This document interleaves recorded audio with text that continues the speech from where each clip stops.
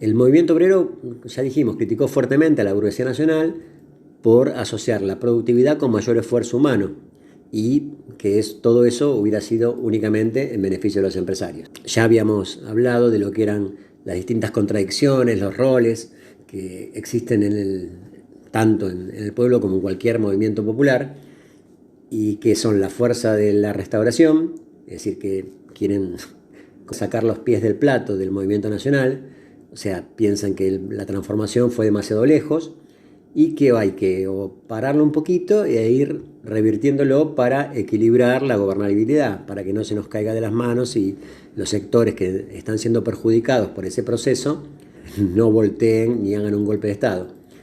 Después tenemos, por otro lado, la otra parte del movimiento, que son las fuerzas de la consolidación, que son aquellos que siguen la dinámica propia que tiene todo proceso político, lo apoyan en las iniciativas, no importa si estas son de avance o retroceso. Estos sectores, decíamos, no toman en cuenta que la conducción de un proceso, en las medidas que toma, no impulsa siempre el proyecto terminado, ¿no? Un plan definido que tenemos que llegar etapa por etapa y siguiendo pasos que no se pueden saltear. Entonces, estas son las que defienden el piso de lo conquistado. No se preocupan de ir más allá y piensan que el objetivo de la conducción es llegar a donde habían llegado. Entonces son las fuerzas que nosotros llamamos de la consolidación, mantener lo que se había conquistado. Y, por otro lado, las fuerzas de la profundización. Son aquellos que dicen que en un proceso de liberación nacional hay que avanzar a como de lugar, tanto sobre los privilegios, es el equilibrio de la bicicleta, solo se mantiene en la medida que va para adelante, si se para, se cae para el costado. Entonces, bueno, en ese marco el Congreso de la Producción queda claro que hay 3 roles y que quién es el que cumple cada rol. En la última etapa de gobierno, llegando al final de lo que fue el proyecto económico peronista, se realizaron ciertas concesiones a lo que era la lógica del capital externo que podía aportar al desarrollo nacional. En ese sentido, lo que fueron los contratos petroleros que realizó Perón con las empresas norteamericanas y que le valió muchas críticas muy importantes, y eso fue bancado, por decirlo de alguna manera, con las fuerzas de la consolidación, que no lo cuestionaron de ninguna manera.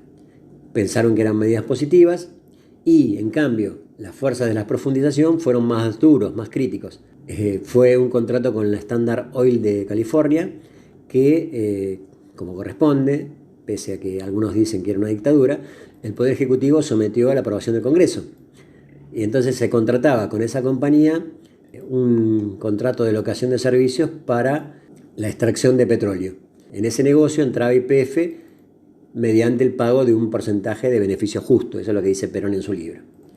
La misma empresa, la Standard Oil, era la que iba a ser encargada de la construcción de oleoductos que iban a llevar ese petróleo recién extraído para amortizar el precio del transporte del combustible.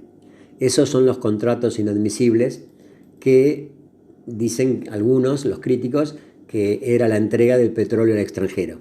Ya después lo vamos a ver con Frondizi, cómo hay un cambio sustancial en la política petrolera de Perón y la de Frondizi. Porque a alguien que se le encarga que haga un oleoducto, que le da un contrato para que cumpla una determinada tarea, no le da la propiedad del petróleo. Aparte habíamos visto ya en lo que era la Constitución del 49, el artículo 38, 39 y 40, se reservaba para la nación todo lo que era tanto el suelo como el subsuelo, sin afectar a la tierra y a los producidos por la tierra, ¿no? A ver, de esa manera las principales empresas, con esto que hablamos de la inversión extranjera, las principales empresas que se radicaron fue la Kaiser, que eso coincidió con una visita de Eisenhower, que había sido enviado por el presidente norteamericano, la Fiat italiana, que se instaló en Córdoba. Toda esa radicación de capitales significó un cambio en la política económica de lo que era el primer peronismo.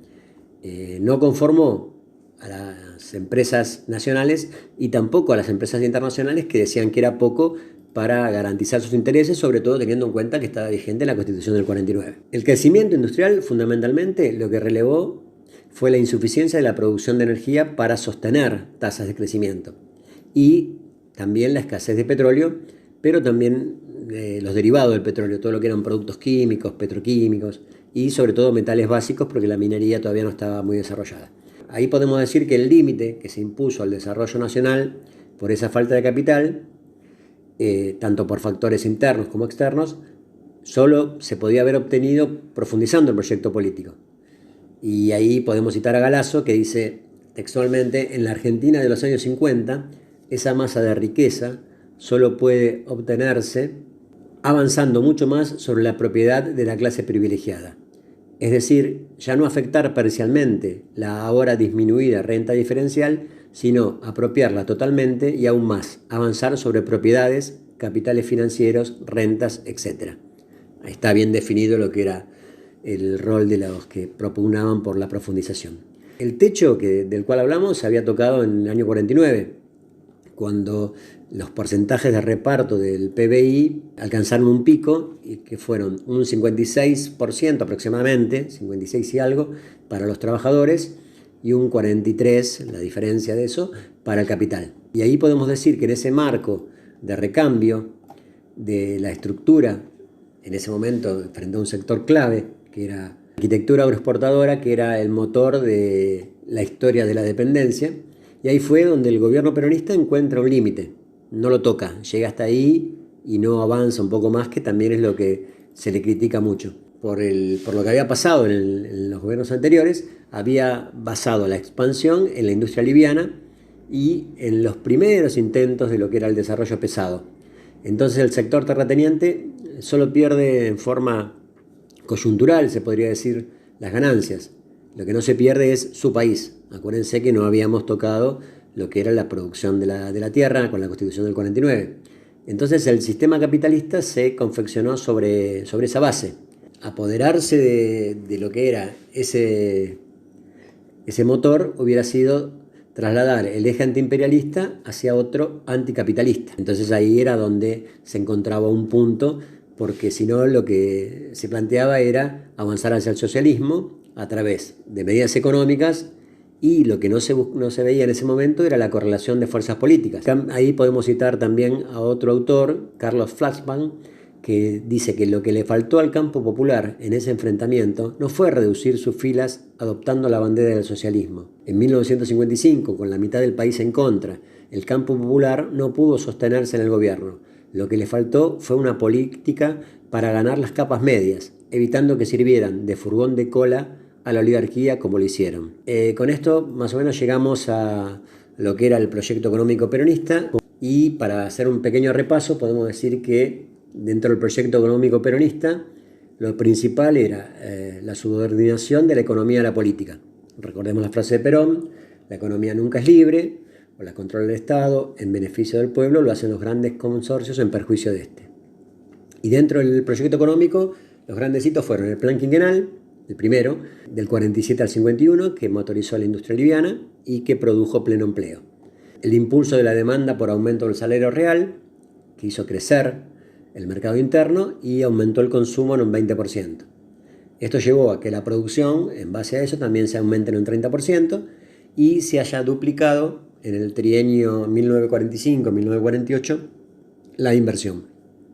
En cuanto a los trabajadores, el aumento del salario real en los 10 años de peronismo fue del 65%, lo que significó un reparto del Producto Bruto Interno que más o menos, número más, número menos, fue de un 50 y 50 para el capital como para los trabajadores. También como hitos podemos decir cancelación de la deuda externa con los saldos de exportación, que eso hizo que el modelo peronista se inscribiera en el contexto mundial de lo que es el auge del Estado benefactor, una ruptura con la división internacional del trabajo del capitalismo mundial, que, y esto hay que aclararlo, no es lo mismo que la teoría de Keynes, de cómo reproducir el capital en plena crisis de su reproducción. Por eso los que acusan de keynesiano el modelo peronista, a mi forma de ver, no están en lo cierto. Otra cosa muy importante fue la creación del IAPI, lo que habíamos mencionado antes, el Instituto Argentino de la Promoción del Intercambio, que lo que hizo fue hacer una transferencia de recursos, apropiarse de la renta agraria diferencial y volcarla al crecimiento industrial, que a cambio de esto se exigían los derechos laborales y civiles. La nacionalización de los ferrocarriles, que dijimos hace un rato, el 1 de mayo del 48, que se compró con libras bloqueadas, más las exportaciones argentinas, y eso había sido consecuencia de que la devaluación de la libra depreciaba la deuda y que los bienes inmuebles se pagaron a menor valor. La creación de las empresas estatales, ejemplo claro, Aerolíneas Argentinas, y la nacionalización del sistema bancario, el sistema de seguros y de los servicios públicos, que en su mayoría estaban en manos de ingleses y de norteamericanos. Gracias.